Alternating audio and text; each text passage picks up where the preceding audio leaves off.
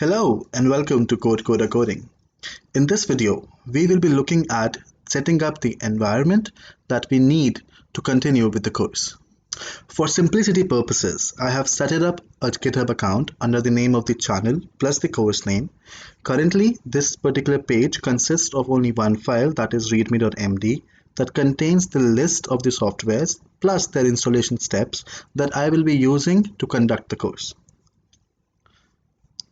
So you need Python 3, package installer of Python, Jupyter Notebook, which is basically a shell for Python, NLTK, which is the toolkit or the natural language toolkit that we will be using to run or import some natural language algorithms. Then the corpus, NLTK corpus is basically a collection of pre-trained data models. They can be machine learning models, they can be regular expression models, they can be statistical models. So there are a lot of models which are pre-trained plus their data sets will be downloaded, and that is the core why NLTK is so famous.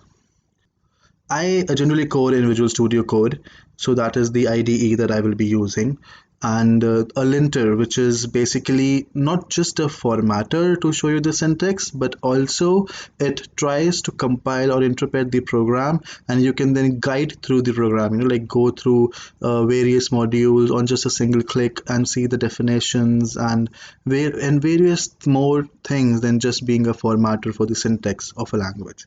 So we will be using the Python linter from Microsoft.